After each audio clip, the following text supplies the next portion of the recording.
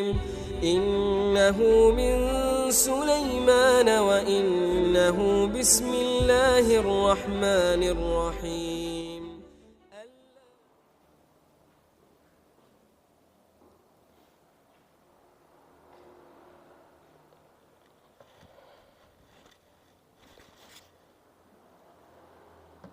Assalamualaikum warahmatullahi wabarakatuh.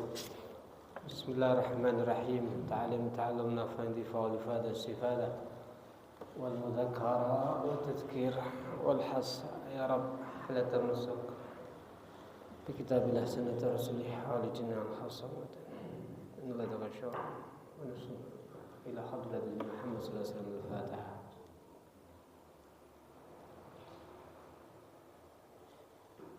Bismillahirrahmanirrahim. Alhamdulillah wassalatu wassalamu ala Rasulillah Muhammad bin Abdullah wa alihi wa sahbihi wa mawala amma ba'd. La hawla wa la quwwata illa billah. Bismillahirrahmanirrahim. Kita teruskan kajian kitab Risalatul Mu'awanah karya Al-Imam Al-Habib Abdullah Al-Imam Al-Qutbil Irsyad Al-Habib Abdullah bin Al-Haddad. Wa alaika idza salaita khafa imam an tahsina mutaba'ah. Hendaknya ketika kamu salat di belakang imam, hendaknya kamu baik di dalam mengikuti kepada imam. Ingat, tidak diangkat seorang imam kecuali untuk diikuti, bukan mendahului, tapi mengikuti. Dan hindari ketika salat berjamaah gerakan kamu menyamai dengan gerakan imam. Lebih-lebih kamu mendahului daripada gerakan imam. Jangan. Imam belum rukuk, kamu sudah rukuk. Imam berangkat rukuk, kamu berangkat i'tidal. Jangan membersamai gerakan imam, apalagi mendahulunya. Bagaimana? Yang seharusnya adalah semua pekerjaan di dalam pekerjaan sholat kamu di saat menjadi makmum, ya mengikuti dengan gerak-gerik daripada imam. Karena Nabi Muhammad sallallahu alaihi wasallam beliau menjelaskan di dalam satu hadis, allazi yahfad wa yarfa' qabla al-imam innama nasiyatuhu biyadi syaitan. Sesungguhnya orang ketika dia berangkat merunduk atau mengangkat, ya, sebelum daripada imam. Jadi makmum dia berangkat rukuk mendahului, berangkat daripada rukuk mendahului imam. Innama nasyatu biyadi setan. Bagian sholat yang seperti ini adalah daripada setan. Ya, adalah bagian daripada setan. Tidak dapat pahala dengan jamaahnya. Wa 'alaika bil mubadarah ila safil awal. Kemudian kalau jamaah itu hendaknya sedikit berebut untuk menuju shaf awal, berlomba-lomba dah, jangan berakhir-akhir. Wal muzahamah alaih, dan boleh kita mendesak kepengin masuk shaf yang awal asal tidak terjadi al-idza, menyakiti, mungkin sampai mencikut, ya, dan yang lain sebagainya. Perhatikan, kita menuju shaf awal itu sunnah, dan itu anjuran daripada Nabi bersegera menuju shaf awal. Kok kemudian untuk mencapai shaf awal dengan cara menyakiti orang lain, mungkin mengikut, menendang, menginjak, dan menyakiti orang itu haram. Nggak mungkin kita mencari perkara sunnah mengakibatkan perkara haram.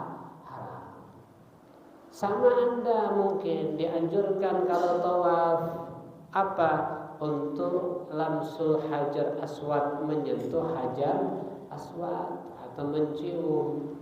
Kalau untuk menuju kepada mencium hajar aswad itu hukumnya sunnah, maka jangan dilalui dengan cara haram. Apa? Untuk itu kau harus berdesakan, kau gunakan kekuatan kamu hingga menendang sampingnya kamu. Atau kalau enggak seperti itu membahayakan kepada diri kamu sendiri. Jadi ada dua hal yang enggak boleh. Satu, untuk mengejar sunnah menyentuh hajar aswad dengan membahayakan orang lain, dia asal tendang, atau karena dia kecil menjadi bahaya karena didesak.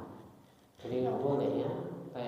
Jangan kerja, jangan cuma kita ambisi untuk dapatkan sunnah, tapi jalannya dengan perkara haram. Berarti dari sini anjurannya menuju shaf awal itu bersegera.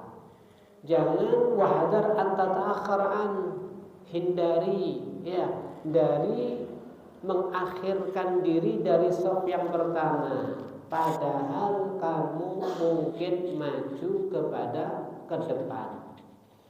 Bagaimana Nabi mengatakan la yazalu qaumun yata'akhkharun ay 'anis safil awal hatta yu'akhirahumullah. Ada orang itu sengaja dia mengakhirkan diri daripada shaf awal.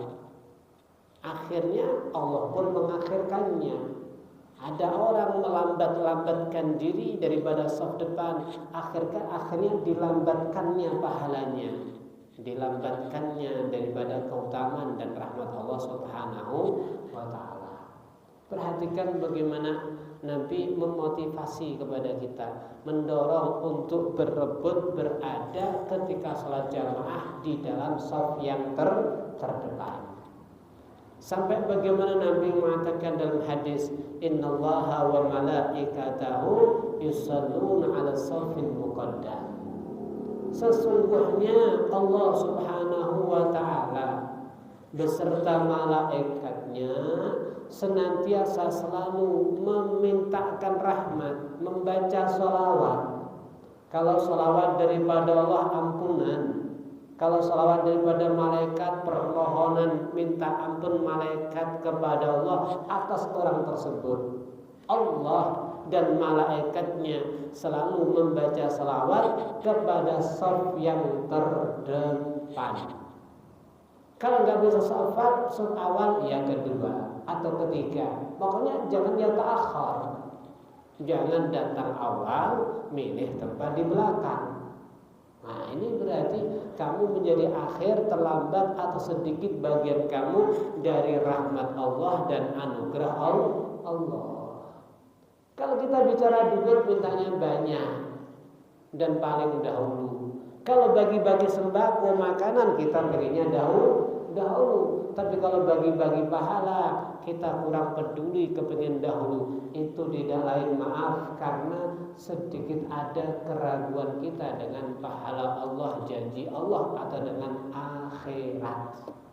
Maka hati-hati ya, asyak fillah, penyakit hati yang paling fatal itu ragu kepada Allah.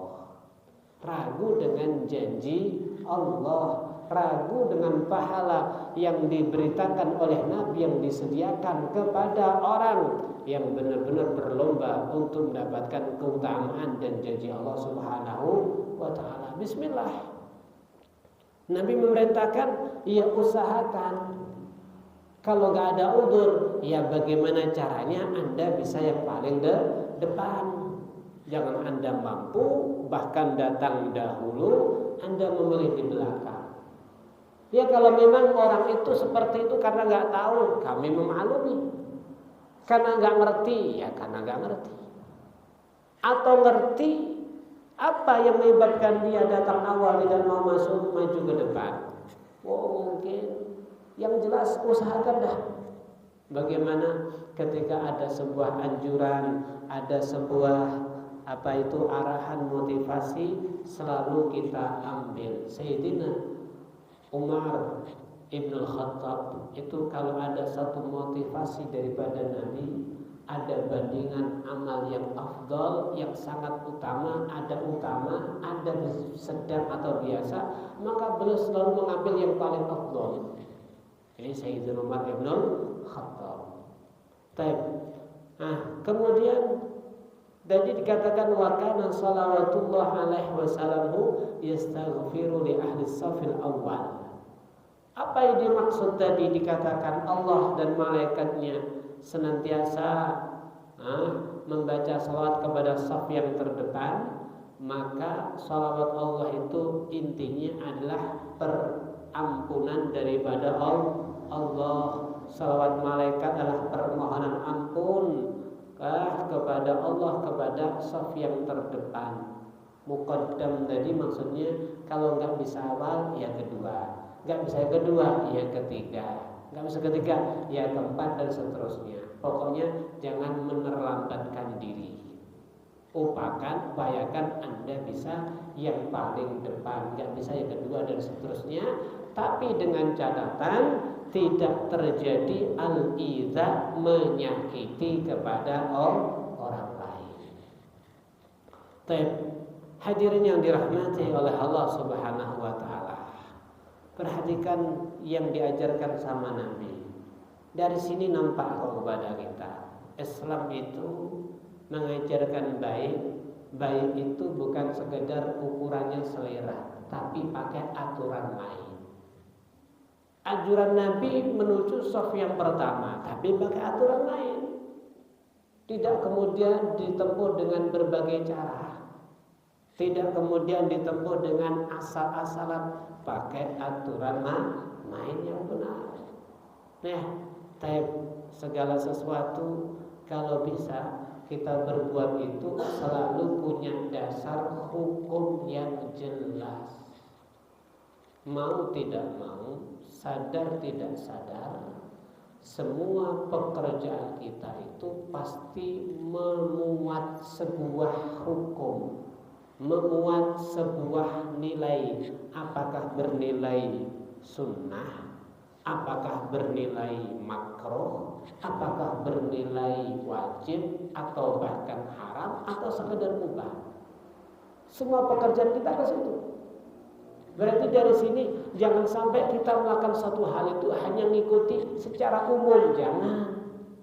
Secara umum berbuat, akan tapi secara hukum bagaimana? Atau hanya ikut-ikutan daripada dasar masyarakat luas, jangan. Silahkan masyarakat luas berbuat sebuah hal, sikap, sebuah aktivitas, kebiasaan. Maka kalau kita mau ikut, tunggu dulu, tahukah kamu hukumnya kayak apa? Jangan-jangan nanti enggak benar.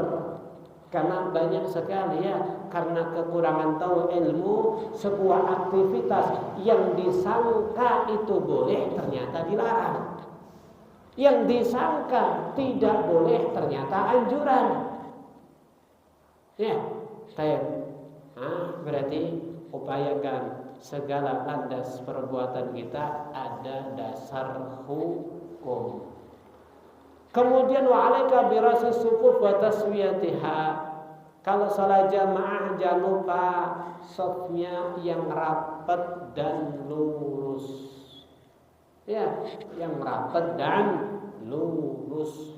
Kadang-kadang kita sungkan, ini presiden, masa saya mau nempelkan pundak saya kepada pundaknya.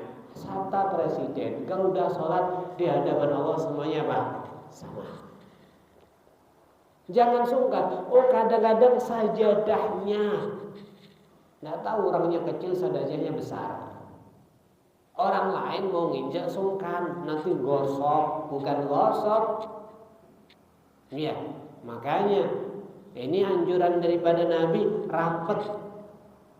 Rapat itu kalau menurut Al-Imamul Habib Abdullah bin Alwi Al-Haddad itu pundak dengan pundak nempel. Kalau kaki itu berdiri, ini secara mazhab Syafi'i, berarti jeda antara kaki satu dengan yang lain kurang lebih 1 jengkal. Itu secara mazhab Syafi'i. Kemudian pundak dengan pundak nempel, rapat. Kenapa demikian? Kita ini umat Muhammad SAW dikenal sufufuhum kasufufin fil qital. Barisan salat umat Muhammad begitu rapat seperti barisan shaf di saat berperang membela agama Allah Subhanahu wa taala. Baik. Ini bahkan ada satu madhab Zaidiyah yang seperti mewajibkan untuk merapat dan meluruskan shaf. Ya, karena sampai bagaimana ancaman-ancaman daripada Nabi ketika shaf tidak dirapatkan dan tidak diluruskan. Maka siapa yang bertugas merapatkan? Namanya manusia. Fadzakir fa'inal dzikra tanfa'ul mu'minin. Allah perintahkan kepada kita itu selalu mengingatkan, karena peringatan itu ada manfaat kepada kaum muslimin. Siapa yang bertugas di sini? Fa in kunta imaman kana al-amru minka bidzalika aqad. Kalau kamu imam, memerintahkan untuk rapat dan lurus daripada shaf itu sangat dikokohkan. Harusnya imam. Anda bisa lihat beberapa cerita satu hadis, ya, atau beberapa kisah di mana Nabi kita Muhammad SAW pernah beliau mengatakan, wahai sahabatku, siapa di antara kalian yang mungkin pernah saya sakiti dengan lisan, dengan tangan, dengan apapun, sobak saya dituntut. Jangan nuntutnya nanti di akhirat, berat bagi saya. Sahabat maju, saya ya Rasulullah. Kenapa? Dulu waktu Anda merapatkan shaf, Anda memukul saya ya Rasulullah. Sampai Nabi seperti itu. Ya udah, ini badanku, silahkan, kamu kisos, kamu tuntut. Kata sahabat tadi, engkau memukul saya dalam keadaan baju terbuka ya Rasulullah. Oh udah, saya buka baju saya. Ternyata orang tadi tidak memukul Nabi, tapi malah memeluk dan mencium kulit daripada Nabi Muhammad SAW. Ini menunjukkan apa? Nabi itu sangat tegas masalah shaf. Ya, Nabi sangat tegas. Bahkan lihat Sayyidina Umar itu dikatakan tidak akan maju ke depan untuk memulai takbiratul ihram menjadi imam kalau shafnya belum rapat dan lurus. Karena dalam hal ini yang sangat ditekankan untuk mengurus rapat dan lurus shaf daripada salat adalah sang imam. Ingat, wa hadza amrun muhim. Ini bukan perkara biasa, ini perkara penting. Ini perkara yang penting, karena nanti taratubnya, efeknya kepada khusyuk salat kita. Sementara khusyuk adalah intisari daripada salat. Kalau dikatakan inna salata tanha 'anil fahsya'i wal munkar, sesungguhnya salat itu bisa mencegah daripada al-fahsya' wal munkar, itu tidak semua salat. Itu adalah salat yang khusyuk dan tidak akan terjadi khusyuk kalau Anda jamaah shafnya tidak bisa rapat dan lurus. Rapat. Makanya beliau Al-Imam Al-Habib Abdullah bin Alwi Al-Haddad mengatakan masalah ini, rapat dan lurusnya shaf di dalam berjamaah adalah amrun muhim, perkara yang penting. Kenapa? Wa aksarun nasi ghafiluna anha. Kebanyakan manusia lalai urusan ini. Kebanyakan manusia lalai urusan ini. Bahkan saking lamanya nggak mendengar ilmu. Ada orang mau sholat, dia noleh ke belakang, sawu sufufakum, ya, sawu, luruskan, rapatkan, ya, tarasu tahadu yarhamukullah. Diperintahkan untuk luruskan, malah komentar, ini ustadznya ini alirannya apa ini? Kok sebelum sholat bengok-bengok kan rapat di sofa? Karena saking lamanya dia nggak dengar ilmu. Ini amrul muhim, perkara penting ini. Ya, waqad kana Rasulullah SAW, bagaimana Nabi yahris ala dzalik. Nabi sangat senang. Ya tawalla fi'lahu bi nafsihi. Nabi menandangi, ya, untuk urusan merapat dan meluruskan shaf dengan beliau sendiri. Sampai beliau mengatakan, ayat la tusawwuna sufufakum aw la yukhalafana Allah baina qulubikum. Mau kalian merapatkan shaf kalian atau tidak? Kalau enggak, maka Allah akan kalian tentang di antara hati kalian. Artinya jaminan tidak rapat saf kalian di saat salat berjamaah, apa itu? Kalian akan menentang kepada Allah. Berarti kalau jaminan di saat saf Anda lurus, maka kalian semuanya tidak akan menentang kepada Allah Subhanahu wa taala. Yang rapat. Wa ya'muru bisaddil furaj. Kemudian jangan sampai ada jeda. Ya, dirapatkan, jangan sampai ada jeda. Apa kata Nabi? Nabi berkata, "Walladzi nafsi biyadihi." Demi zat yang nyawaku ada pada genggamannya. Inni la'ara syaitan yadkhulu fi khulalis saf ka'annahu al-khadam. Demi zat yang nyawaku ada pada genggamannya, sesungguhnya aku Nabi Muhammad sallallahu alaihi wasallam niscaya benar-benar menyaksikan ada setan yang masuk di sela-sela saf. Ka'annahu al-khadam, seakan-akan setan yang ada di sela-sela saf itu adalah khadaf, al-ghanamul sigar, yakni kambing kecil. Jadi ada setannya. Makanya ya, dalam riwayat yang lain bahkan dikatakan enggak akan khusyuk salatnya orang yang safnya penggang-penggang. Jangan kemudian meledek. Ini kalau sholat nggak rapat kan ada setan yang ada di sela-sela kita. Ya untung dah ada setan mau sholat bareng sama kita. Ini ledek gitu nih. Jarang orang ngajar seperti ini. Ya, Nabi berkata ada setan itu yang mengganggu kamu sholat sehingga nggak bisa khusyuk. Sholat kalau nggak khusyuk, bagaimana komentar Al-Imam Hasan Basri? Kullu sholatin la yahdur fiha al-qalbu fahya ilal uqubati asra.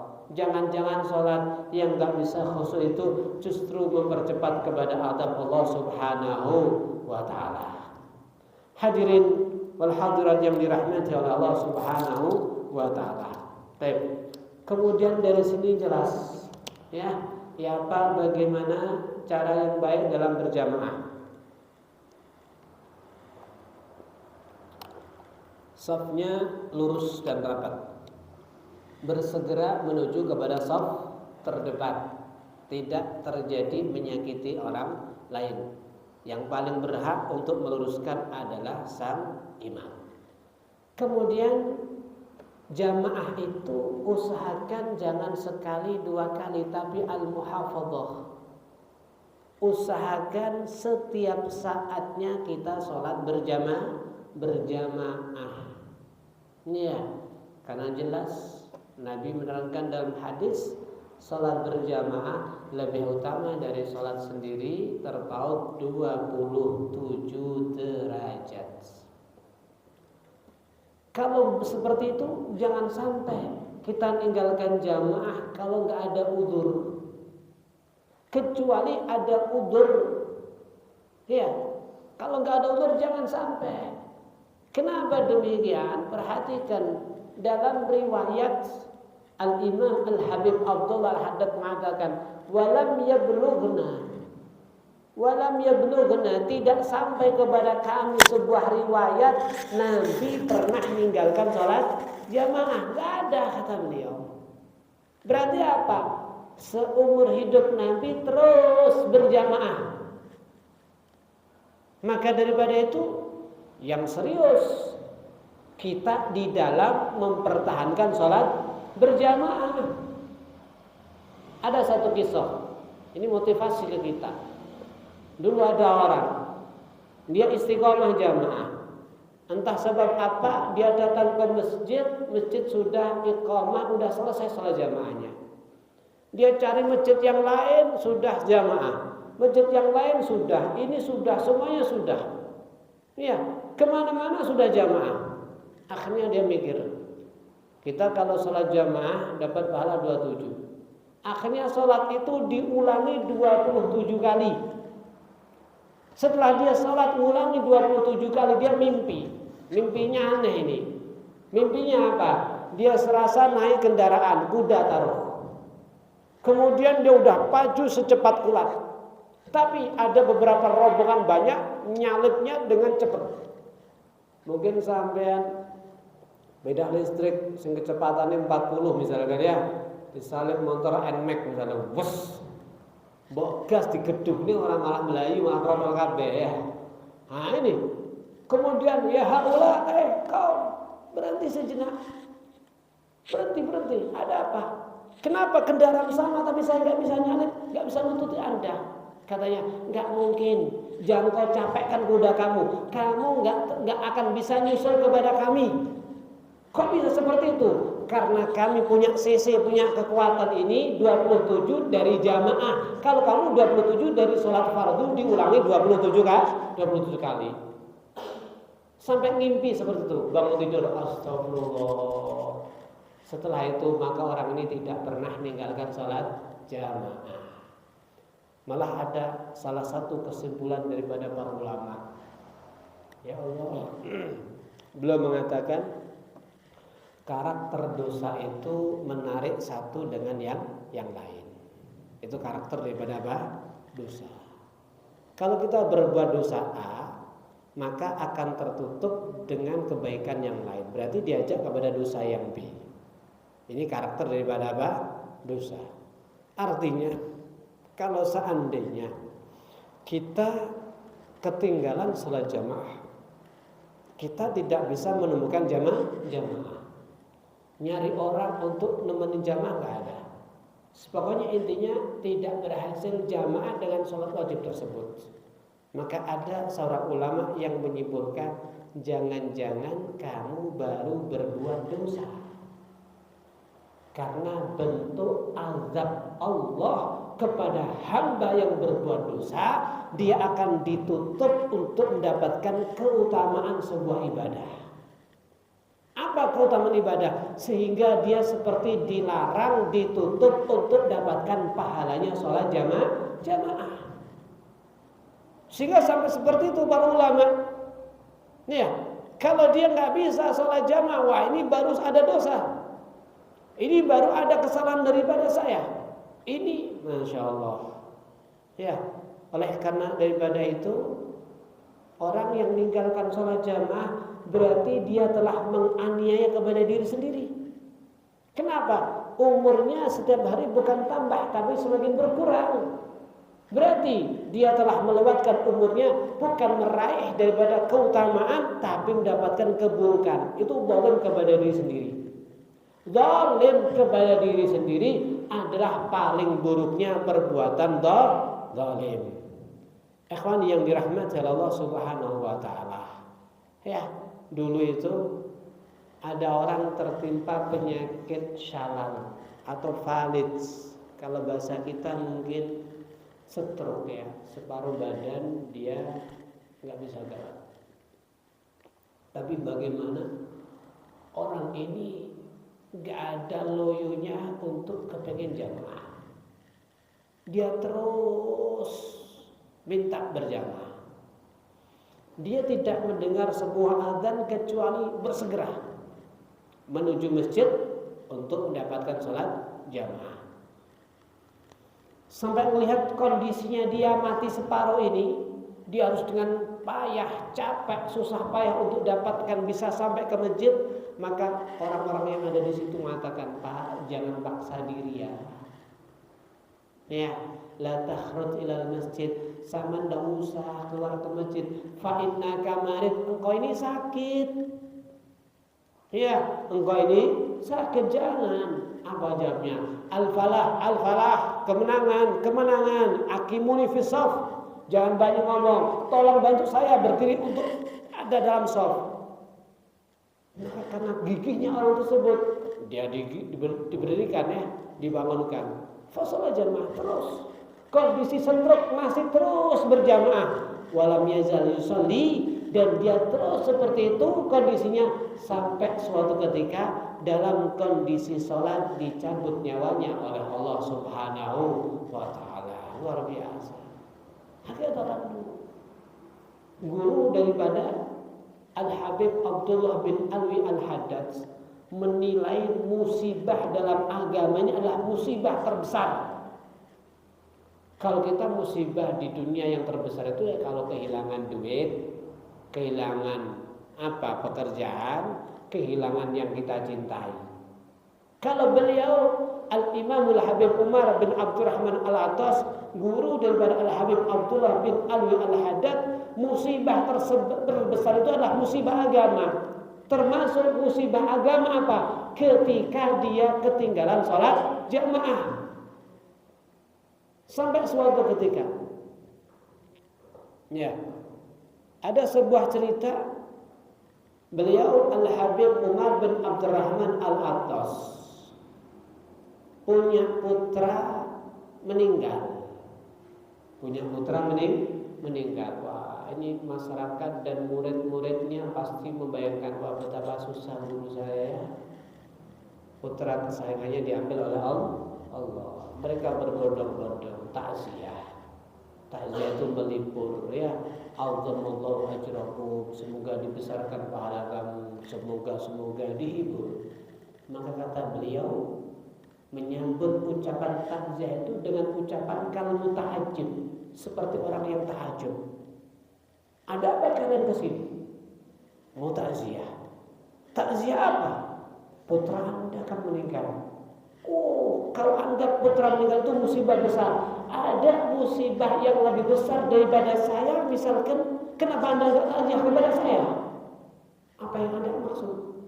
Apa yang musibah terbesar kepada Anda? Ya, meninggalnya putra dan sebagainya. Musibah yang paling besar kepada manusia ketika dia ketinggalan sholat jamaah. Orang zaman dulu itu kalau temennya sholat jamaah ketinggalan 1 rakaat, selesai sholat datang ke rumahnya, ditanya, ya apa ceritanya? Kok bisa kamu ketinggalan 1 rakaat? Ya, sampai ditakziah itu sampai 3 kali. Besok hari lagi ditanya lagi, gimana kemarin itu ceritanya? Kok kamu ketinggalan? Masya Allah. Ini orang dulu luar biasa mereka. Perhatikan, Nabi kita Muhammad SAW masalah sholat jamaah ini serius. Nabi serius nih, sampai dikatakan dalam satu hadis, ya, Nabi mengancam orang yang meninggalkan sholat jamaah ketika tidak ada uzur. Apa kata Nabi? Layan tahiyanna agwam antar jamaah. Mau berhenti enggak satu kaum daripada meninggalkan sholat jamaah? Kalau enggak, au la uharriqanna alaihim buyutahum, akan saya bakar rumah-rumah mereka. Ini lihat ini. Ya, ini lihat ini. Nabi serius ini berarti masalah jamaah. Jangan kita remehkan.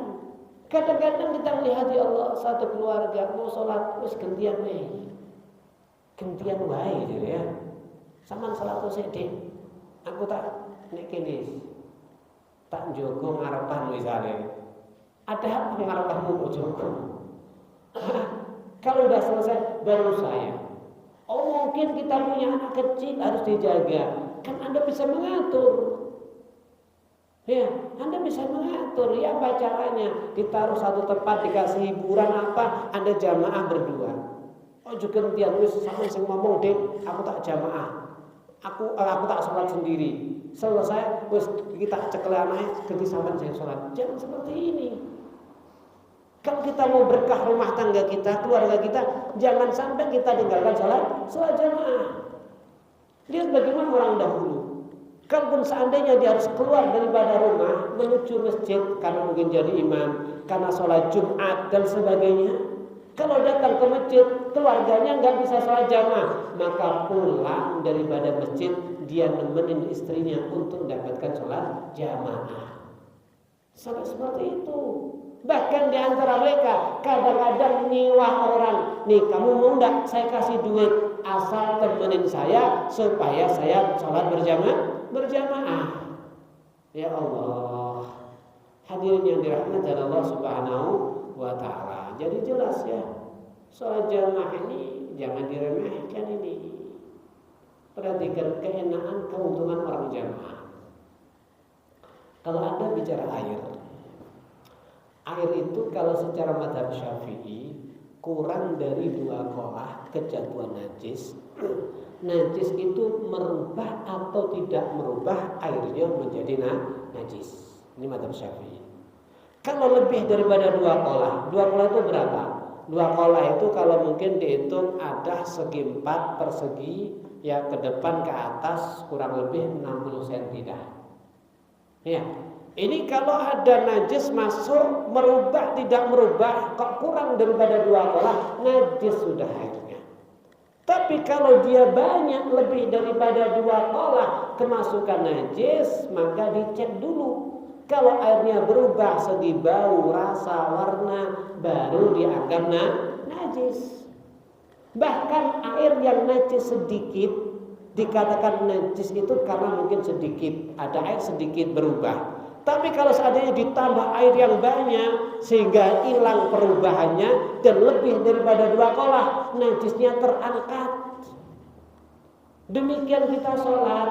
Kalau sendiri itu banyak resiko. Kalau bareng-bareng nanti khusyuknya bisa digabung, disempurnakan dengan yang lain. Ambi mengatakan apa? Sholat itu yang dilihat ma'aqal minha.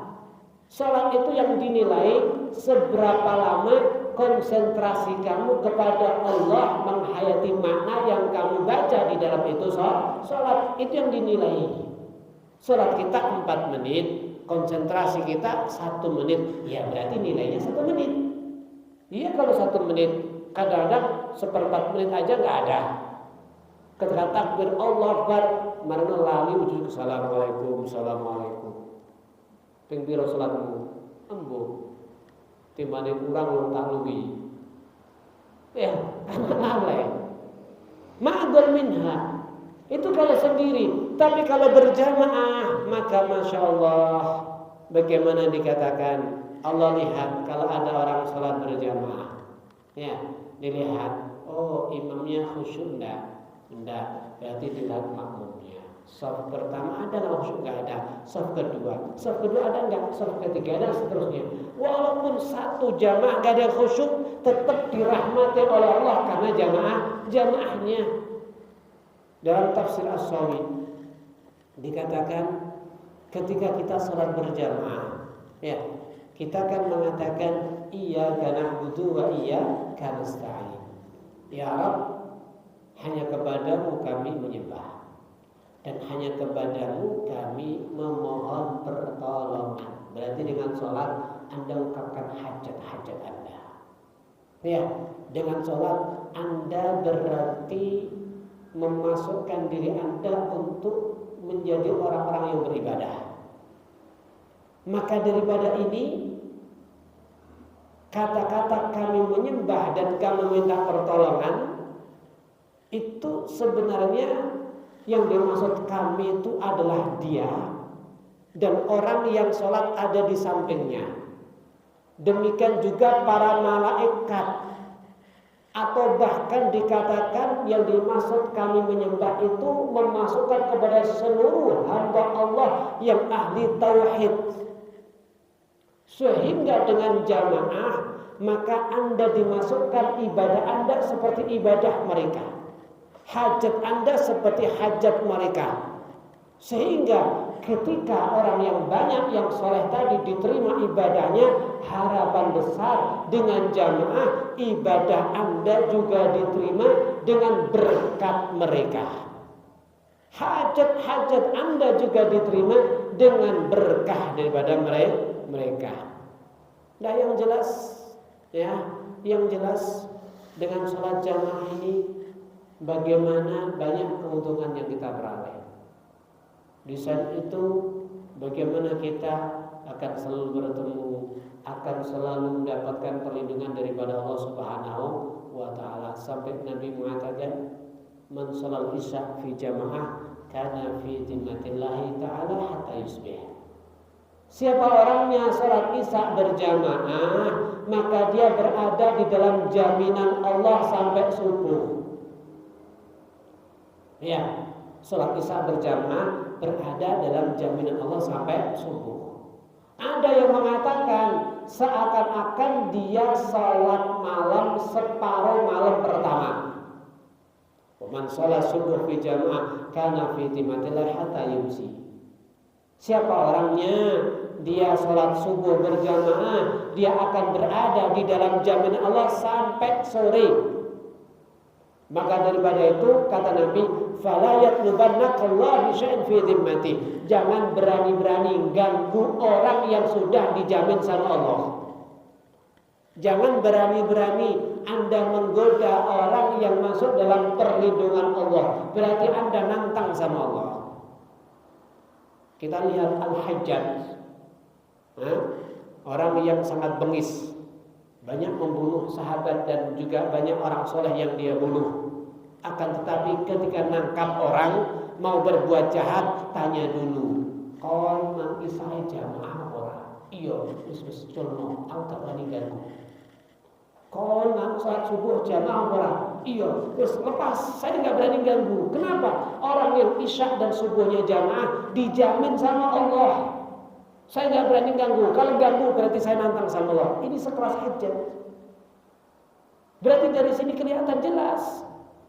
Kalau kita jamaah dijamin dan benar-benar dilindungi oleh Allah Subhanahu wa taala. Hadirin yang dirahmati oleh Allah Subhanahu wa taala. Ini jelas jamaah sholat 5 waktu itu secara mazhab Syafi'i hukumnya bukan fardu ain tapi fardu kifayah. Yang fardu kifayah saja seperti tadi, bagaimana motivasinya? Nabi sampai kalau tetap ngengkel nggak mau jamaah akan saya bakar rumahnya. Bagaimana kalau jamaah itu adalah jamaah sholat Jumat? Jamaah sholat Jumat tidak lagi fardu kifayah tapi fardu ain. Kewajiban secara individu. Kalau fardu kifayah ini kewajiban secara global. Satu kelompok kok sudah ada sholat 5 waktunya berjamaah, maka yang lain gak ada tuntutan. Tapi kalau ini fardu kifayah. Kalau fardu ain kewajiban secara individu. Berarti sholat jamaah 5 waktu aja sampai seperti itu ancaman Nabi. Sampai bagaimana motivasi seperti tadi? Apalagi yang bersifat fardu ain, yakni jamaah untuk sholat Jumat. Jangan banyak alasan kemudian meninggalkan dan sebagainya. Ya, maka daripada itu hati-hati jangan sampai tidak mengerjakan sholat Jumat. Besar ya bahayanya. Insyaallah lebih berlanjutnya kita akan bahas di pertemuan yang akan datang. Wallahu a'lam bishawab. Hadza minni wa lakum. Assalamualaikum warahmatullahi wabarakatuh.